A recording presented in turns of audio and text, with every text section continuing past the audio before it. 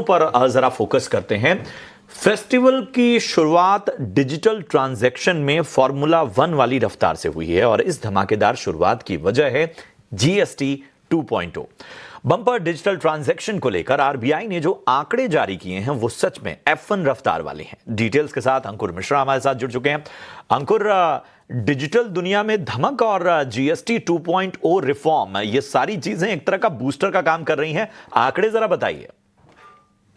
जी बिल्कुल, अभी तक अगर हम बोलें कि कदम से कदम मिला के चल रहे थे पेमेंट जो संडे से तक की अगर हम बात करें तो अब बिल्कुल ही यहाँ पे F1 की रफ्तार पकड़ ली है डिजिटल पेमेंट्स ने। और ऐसा हम नहीं बोल रहे, ऐसे जो आंकड़े हैं वो खुद ब खुद कहानी बयां कर रहे हैं। हम सिर्फ एक कंपैरिजन करते हैं कि जो संडे तक यानी कि 21 सितंबर तक का डेटा था डिजिटल पेमेंट्स का, उसको कंपेयर करते हैं सोमवार और मंगलवार से, जबकि ये जीएसटी 2.0 जो एप्लीकेशन है, जो फॉर्मलाइजेशन है वो शुरू हुआ था, तो वहाँ से ये डेटा क्या कहता है।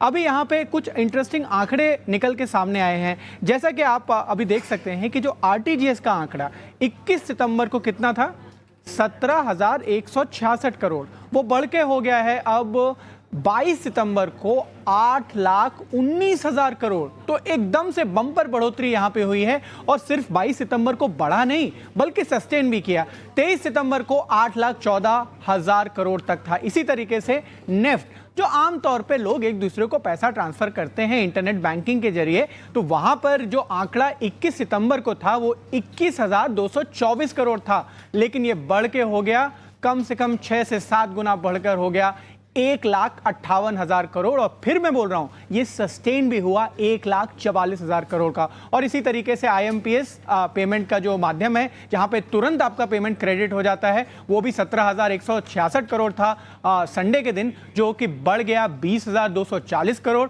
और आगे उसमें जो सस्टेनेबिलिटी है वो रही, वो 20,113 करोड़। और कुछ इसमें आंकड़े देखते हैं, क्योंकि सिर्फ हम आरटीजीएस, नेफ्ट या फिर आईएमपीएस की क्यों बात करें, बात करते हैं यूपीआई की।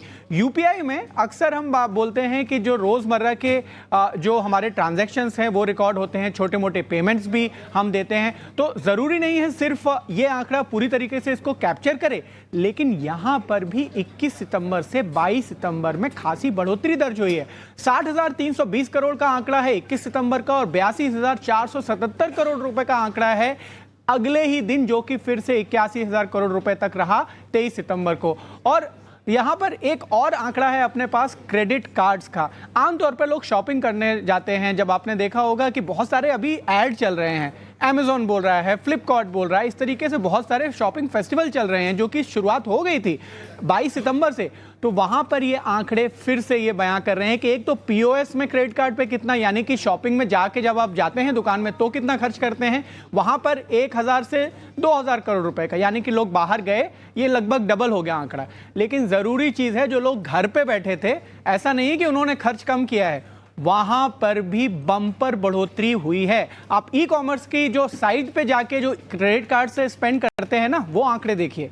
21 सितंबर को 1,514 करोड़, और ये जो आगे बढ़ गया है आंकड़ा वो हो गया है 10,411 करोड़ रुपए का जो आंकड़ा है वो यहाँ पर ई कॉमर्स की साइट पे जाके लोगों ने खर्च किया है। तो ये जो बढ़ोतरी हुई है वो 10 गुना के आसपास हुई है अगर आप क्रेडिट कार्ड्स की बात करें। और ये सिर्फ 2 दिन का डेटा है, अभी जो आरबीआई की जो डेटा हर बार वो रिलीज करते हैं वहां से पता चला है। अब देखने वाली बात ये होगी कि अगले 4 से 5 दिन में भी क्या ये सस्टेन होता है, पर शुरुआत तो जरूर F1 की हो गई है।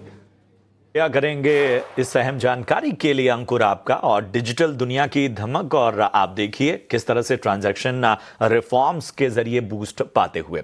चलिए इसी के साथ इस शो में इतना ही।